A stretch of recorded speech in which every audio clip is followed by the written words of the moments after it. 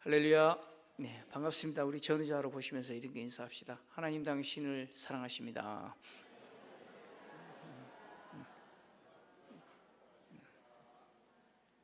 네. 제가 새 가족 소개를 안 했는데 혹시 등록 안 하신 분, 오늘 처음 오신 분 계신가요? 네, 한층 아래 새 가족 부시십니다. 방문하셔서 등록하시면 되겠습니다. 어제 많이 더웠죠? 지금도 너무 더운데 열대야 때문에 아마 잠을 설치신 분들이 참 많으리라 생각합니다. 그러니까 많이 졸리실 거예요. 교회가 너무 시원해가지고. 그렇다고 여러분 살짝 졸실 수는 있는데 코 고시면 안 돼요. 간혹가다 저한테 목사님 코 골고 주무시는 분이 있어요. 여러분 코 골고 주지 마시고 정신 바짝 차리시고 오늘 또 하나님 주시는 또 말씀의 시원한 은혜가 우리 성도님들에게 넘치시기를 주의 이름으로 축원합니다.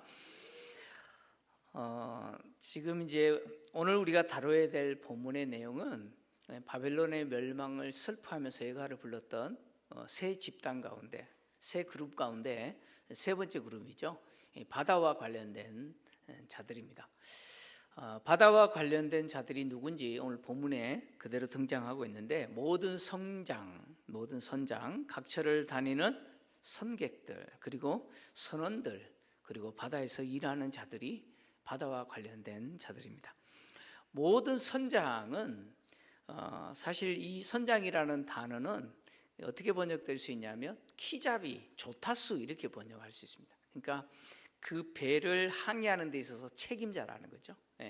그래서 선장으로 번역할 수도 있는데 어쨌든 그 배를 항해하는 데 있어서 책임자입니다. 그리고 여기 보니까 각처로 다니는 선객들이 있는데 당시 배들은 전부 화물선이죠.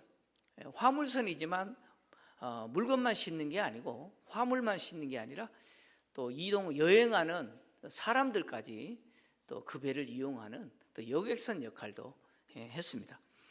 그래서 우리 성경을 보면 바울이 이 화물선을 타고 1, 2, 3차 선교 여행 다녔잖아요. 그리고 마지막에는 또 로마까지 이 화물선을 타고 가는 것을 보게 됩니다. 그리고 선원들이 등장하는데 배에서 일하는 사람들이죠. 이들은 선장이 고용했거나 아니면 배의 주인인 선주들이 고용했던 간에 배에서 일을 하는 사람들입니다. 그리고 바다에서 일하는 자들 등장하는데 바다에서 일하는 사람들은 바다에서 무엇인가를 생산해내는 사람들이에요. 생산해내는 사람들. 다시 말하면 바다를 통해서 경제, 즉 돈을 얻는 사람들, 부를 누리는 사람들이죠. 그래서 해상 무역을 통해서 부를 누리는 배의 소유주인 선주들도 포함될 수 있을 거고 또 바다에서 고기를 잡는 사람들이 있잖아요. 이들도 포함될 것이고 그리고 당시 바다에서 또 진주를 따는 사람들도 있어요. 이들까지 다 바다에서 일하는 사람에 포함이 됩니다. 이들이 부를 누렸는데 로마로 인해서 부를 누렸습니다. 로마가 이들이 생산하는 그리고 이들이 가져온 물품들을 구매해 줬기 때문에 수입했기 때문에 이들이 로마를 통해서 부자가 된 것이죠. 당시 화물선이요 인도양과 지중해를 통해서 무려 1000톤의 물품을 로마로 실어 날랐다고 합니다. 오늘날 1000톤 그러면 별로 그게 얼마 됩니까? 근데 그 당시 돛담배를 생각을 해보십시오. 그러니까 그 당시 1000톤이면요 어마어마한 거예요. 이런 많은 물품들을 이 바닷길을 통해서 로마로 실어 날랐습니다. 그래서 바벨론이 부와 사치를 누렸던 물품들, 품목들 28가지 지난주에 봤잖아요. 그 28가지의 품목들을 보면 물론 로마 제국에서 생산된 것도 있지만 보시면 아프리카나 인도, 더 나아가서 중국에서 생산된 것들도 있었습니다. 아프리카에서 생산된 것들은 지중해를 통해서 로마로 옮겼고 또 인도나 중국에서 생산된 물품들은 인도양을 통해서 홍해를 통해서 로마로 옮겼습니다. 특히 이 인도나 중국에서 생산된 물품들이 어떻게 로마까지 오게 되는지 그 해상 무역로를 보면요 인도에서 그리고 중국에서 생산한 물품들이 인도양을 통해서 홍해를 거쳐서 이집트죠, 애굽 항으로 들어옵니다. 그러면 그곳에서 노새나 나귀의 짐을 신고 어디로 옮기느냐? 애굽 북부, 이집트 북쪽 나일강으로 옮깁니다. 그리고 그곳에서 작은 보트, 작은 배를 이용해서 이 화물을 싣고 알렉산드리아로 옮겨요. 그리고 알렉산드리아에서 큰 배로 이 화물을 싣고 지중해를 통해서 어디로 가요? 로마로 이 물품들이 유입이 됐다고 합니다. 이런 과정을 통해서 이 바다와 관련된 사람들이 세계 각처의 그 진귀한 물품들을 로마로 옮겼고, 또 로마는 이 바다와 관련된 사람들을 통해서 부와 사치와 영광을 누렸을 뿐만 아니라 바다와 관련된 이 사람들도 로마를 통해서 부와 영광과 사치를 또 누렸던 것이죠. 그런데 이 로마, 이 바벨론이 뭐예요? 망해버린 거예요. 불타버린 거예요. 그래서 바벨론이 불탕으로 인해서 지금까지 자신들의 물품을 구입해 주었던 대상이 어떻게 돼요? 사라져버린 거예요. 사라졌습니다. 이것이 이 바다와 관련된 사람들에게 큰 충격이었습니다. 큰 충격이었어요. 그러니까 로마의 멸망은요, 이 바다와 관련된 사람들뿐만 아니라 이 바다와 관련된 사람들이 생산한 그 물품, 가져온 물품들을 땅의 상인들이 중간 역할을 하면서 로마에 공급했는데, 이 과정에 있던 모든 사람들이 다 뭐예요? 이제 끝나버린 거예요. 단순히 로마의 멸망은 지금까지 바다와 관련된 사람들이 로마를 통해서 부자가 됐는데, 로마를 통해서 부와 사치와 영광을 누렸던 그것이 끝나버렸다라는 것보다 더 중요한 것은 내일이 없다는 거예요. 미래에 대한 소망이 없는 거예요. 없는 거예요. 제가 어릴 때 저희 부모님이 농사를 열심히 지으셨거든요. 저 중학교 때까지 농사 짓는 일에 열심히, 또 뭐 제가 농사 지은 건 아니지만 또 거들었는데, 주로 이제 고추 농사나 뭐 밭에는 이제 배추 농사 이런 거 많이 했어요. 근데 당시 이제 배추를 심고 나면 중간 상인들이 이제 마을에 와서 그 밭대기라 그러잖아요. 밭 면적 계산해 가지고 배추 대충 몇 폭이다 해 가지고 이제 계약을 하고 때가 되면 이제 차가 와서 싣고 나르는데, 그런 게 있어요. 배추값이 매일 올라가요. 매일 올라가요. 그러면 중간 상인이 오면은 팔아야 되잖아요. 근데 한 며칠 더 두면은 뭐예요? 여러분, 포기당 100원씩만 올라도요, 1000포기면 얼마예요? 계산해 보세요. 그게 농사 짓는 사람 입장에서는 적은 금액이 아니거든요. 그러니까 중간 상인이 왔을 때 계약하는 집이 있고 계약하지 않는 집들이 있죠. 저희 아버님, 어머님이 그런 적이 있었던 것 같아요. 그래가지고요, 계약 안 했어요. 근데 중간 상인이 또 와요? 또 와요? 안 와요. 그러면 어떻게 되느냐? 어떻게 해요? 뭐 본인들이 뽑아가지고 니어카에 잔뜩 싣고 10몇 킬로 되는 장에 끌고 가서, 비포장 도로입니다. 끌고 가서 장에 내려놓고 파시는 거예요.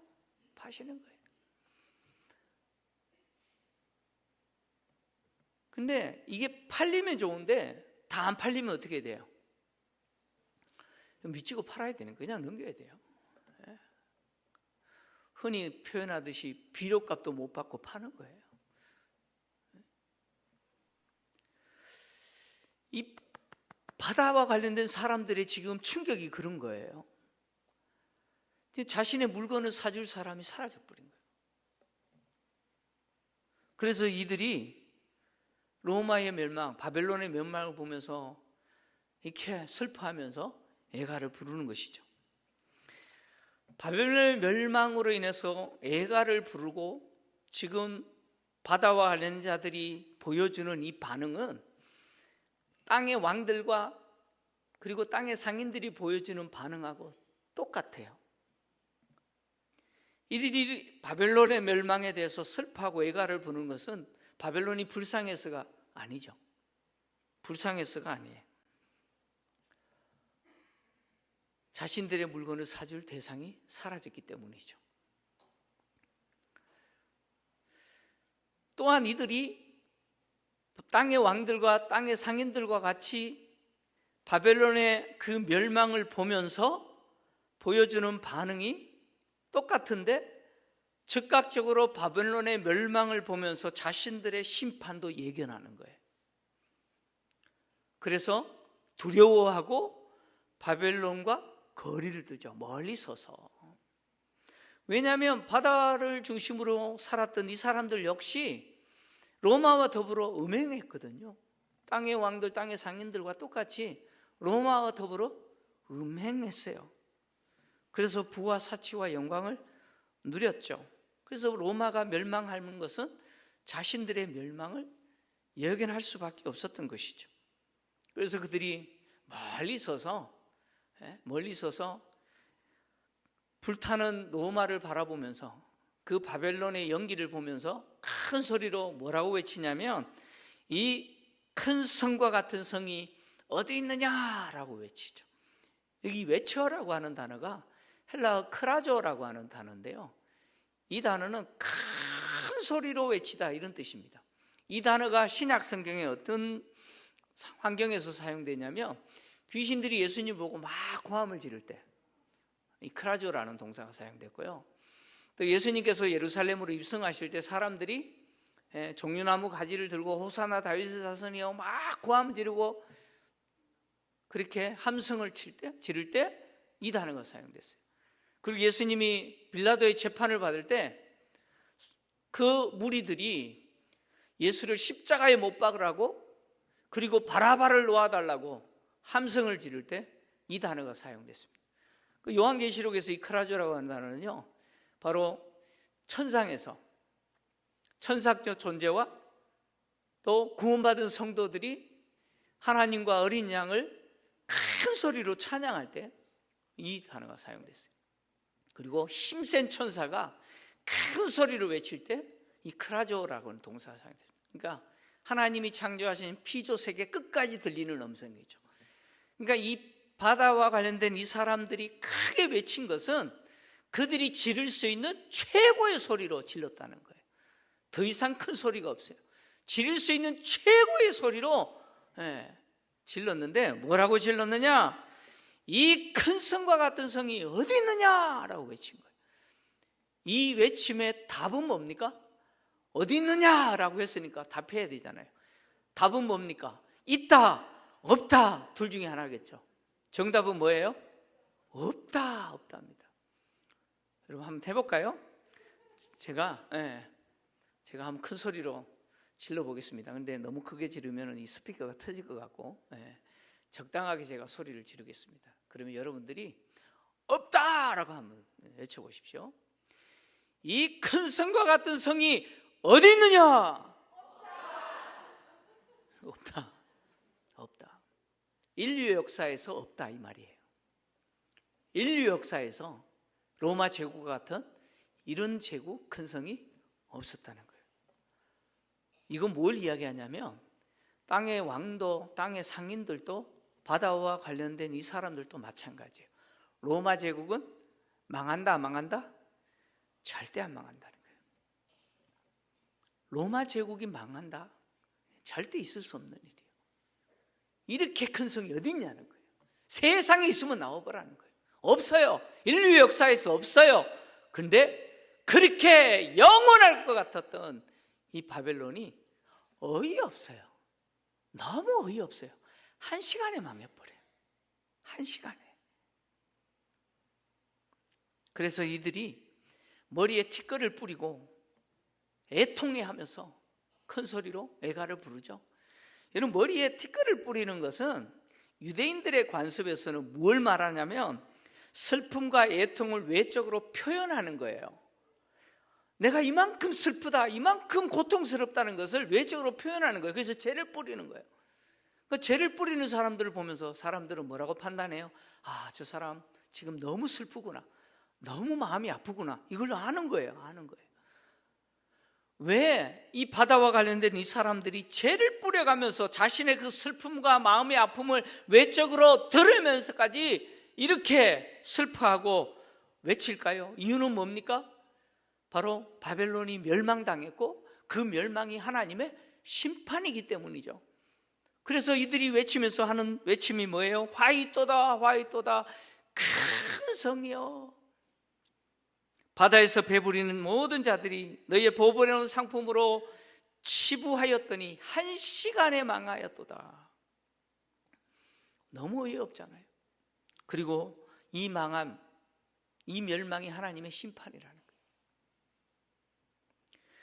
이들의 극심한 슬픔과 극도의 아픔을 이렇게 외적으로 표현하면서 이렇게 바벨론이 멸망한 거 하나님의 심판 때문이라는 것을 인정하지만, 진짜 이들이 애가를 부리면서 슬퍼하는 이유는 더 이상 자신들의 물건을 사줄 대상이 없어진 거죠. 자신들의 물건을 사줄 대상이 없어진 거죠. 바벨론 때문에 자신들이 부자 됐잖아요. 그죠? 바벨론 때문에 부자 됐잖아요. 바벨론 때문에 사치를 누리고 그 영광을 누렸던 거 아니에요? 근데 그 바벨론이 한 시간에 망해버렸어요. 갑자기 망해버린 거예요. 아니, 망할 조짐이라도 있었으면 뭐 대안이라도 좀 마련하고 뭐 대책이라도 세워놓을 건데 졸지에 망해버렸어요. 졸지에. 그리고 이 졸지에 망했다는 것은 결국 뭡니까? 바벨론의 멸망은 자신들도 망한 거예요. 자신들도 망한 거예요. 연쇄적인 망함이죠. 그렇잖아요. 지금 오늘날 글로벌 시대에 미국이라고 하는 제국이 망해버려요. 그러면 우리나라는 안전합니까? 안전해요? 다 망하는 거예요, 여러분. 다 망해요. 다 망하는 거예요.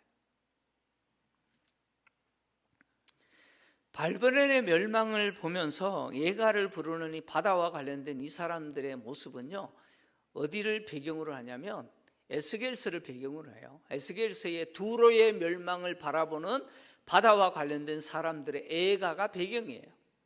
에스겔서 27장 25절에서 26절인데요. 긴 내용이지만 오늘 배경이에요. 오늘과 같은 내용이에요. 같이 읽겠습니다. 시작. 다시스의 배는 때를 지어 내 화물을 나르니 내가 바다 중심에서 풍부하여 영화가 매우 크도다. 내 사공이 너를 인도하여 큰 물에 이르게 함이요 동풍이 바다 한가운데서 너를 무찔렀도다. 내 재물과 상품과 바꾼 물건과 내 사공과 선장과 내 배의 틈을 막는 자와 내 상인과 내 가운데 있는 모든 용사와 내 가운데 있는 모든 무리가 내가 패망하는 날에 다 바다 한가운데에 빠질 것이며 내 선장이 부르짖는 소리에 물결이 흔들리로다.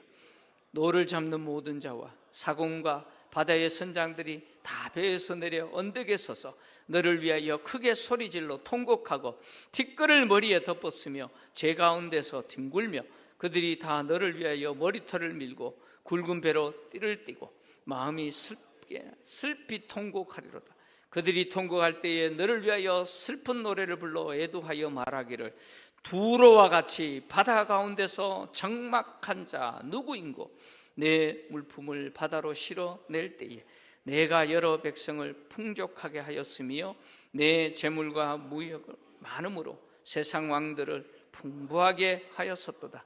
내가 바다 깊은 데에서 파선할 때에 내 무역품과 내 승객이 다 빠졌으며 섬의 주민들이 너로 말미암아 놀라고 왕들이 심히 두려워하여 얼굴에 근심이 가득하도다.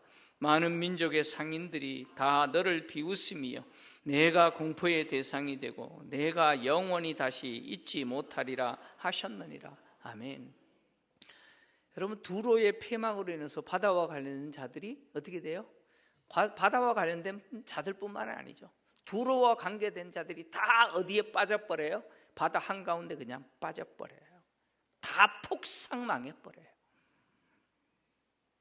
그래서 어떻게 합니까? 머리에 티끌을 덮어쓰고 제 가운데 뒹구는 거예요. 슬프게 애가를 부르는 거예요.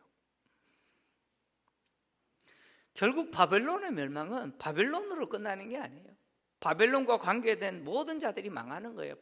땅의 왕들, 땅의 상인들, 바다와 관련된 모든 자들 다 망하는 거예요. 망함으로 이어지죠. 그 연쇄적 피해를 주는 것이죠. 그러니까 바벨론 때문에 먹고 살았던 자들이 이제 어떻게 됩니까? 끝나는 거예요. 끝나는 거예요. 바벨론의 멸망 때문에 고통을 당하는 자들이 세 그룹이죠. 땅의 왕들, 땅의 상인들, 바다와 관련된 자들이죠.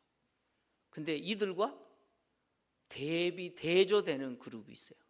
이들과 대조되는 대상이 있죠. 바로 땅에서 고난당하는 성도입니다. 성도. 그래서 오늘 20절을 보면 하늘과 성도들과 사도와 선지자들을 향해서 바벨론의 멸망에 대해서 어떻게 하라고 이야기합니까?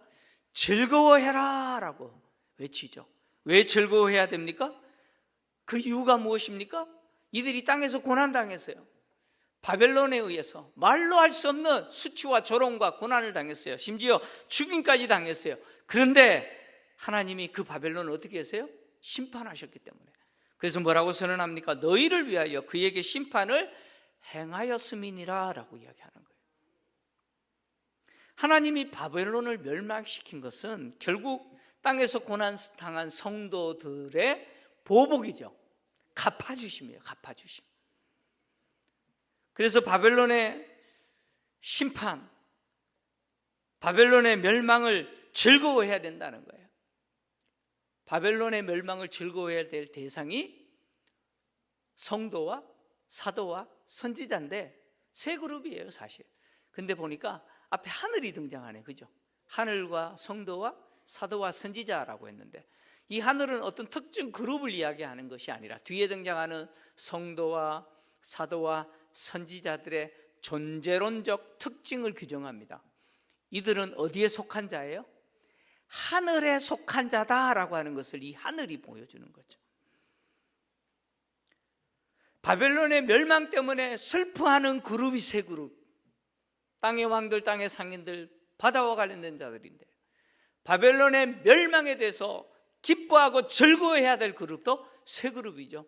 성도와 사도와 선지자들입니다. 그리고 이들은 하늘에 속한 자라고 하는 존재론적 특징이 있죠.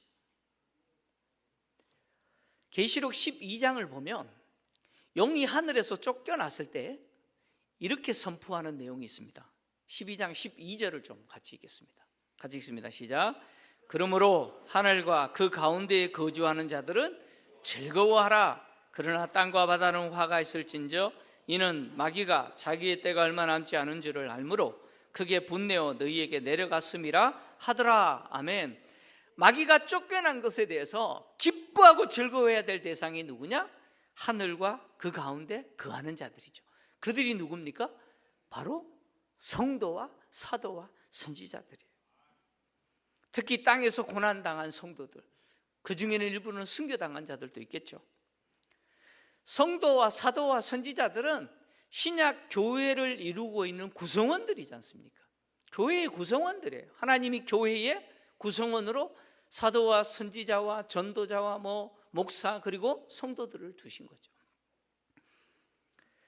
바벨론의 심판을 향해서 하늘과 성도와 사도와 선지자들을 향하여 즐거워하라라고 하는 이 외침은요, 예레미야서를 또 배경으로 합니다. 예레미야 51장 47절에서 49절을 보면 바벨론의 멸망에 대해서 선포하면서 기뻐하라라고 이야기합니다. 같이 읽겠습니다. 시작. 그러므로 보라, 날이 이르리니 내가 바벨론의 우상들을 벌할 것이라. 그 온 땅이 치욕을 당하겠고 그 죽임 당할 자가 모두 그 가운데에 엎드러질 것이며 하늘과 땅과 그 가운데 있는 모든 것이 바벨론으로 말미암아 기뻐 노래하리니 이는 파멸시키는 자가 북쪽에서 그에게 옴이라. 여호와의 말씀이니라. 바벨론이 이스라엘을 죽여 엎드림같이 온 세상이 바벨론에서 죽임을 당하여 엎드러지리라. 아멘. 하나님이 바벨론을 심판하실 때 심판당하는 바벨론을 보면서 와 하는 대상이 있다는 거예요. 그들이 누구예요?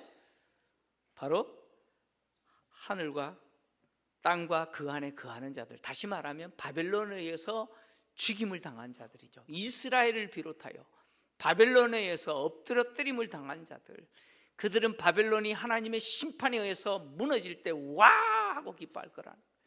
마찬가지로 오늘 바벨론 이 염려 로마 제국이 불탈 때 성도와 사도와 선지자들이 와 하고 기뻐할 거라는 거예요. 즐거워할 거라는 거예요. 왜요?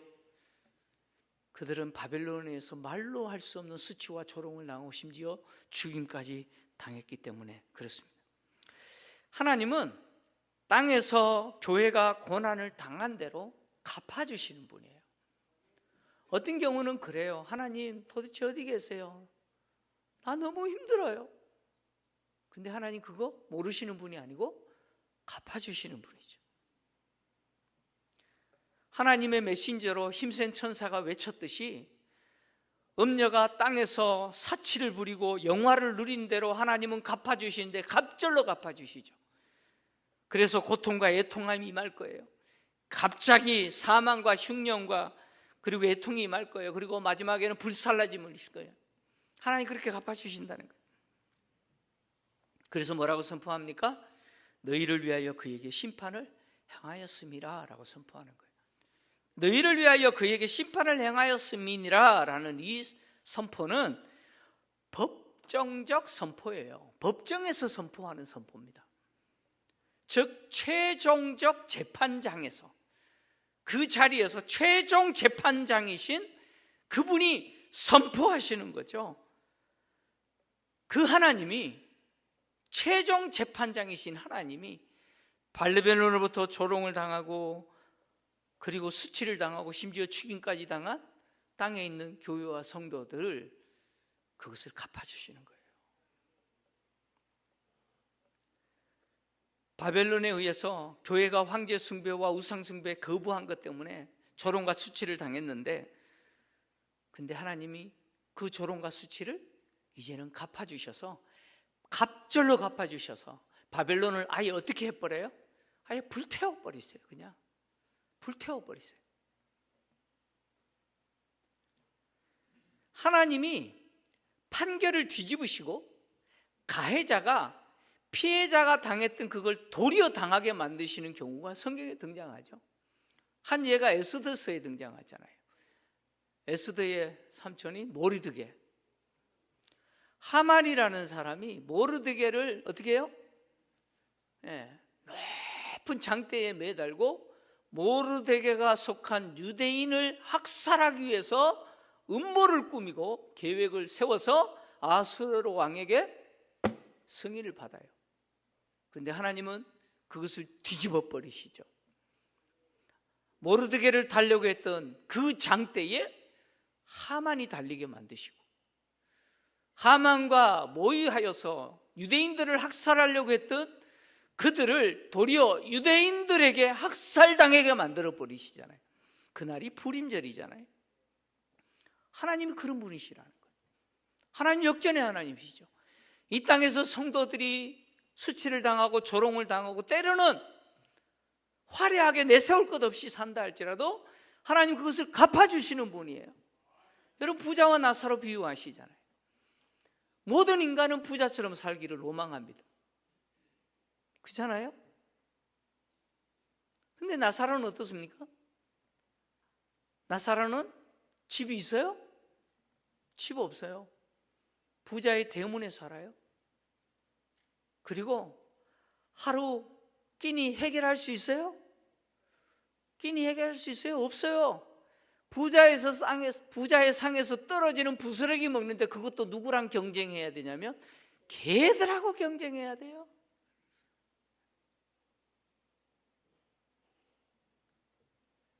누구도 나사로처럼 살기를 원하지 않을 거예요.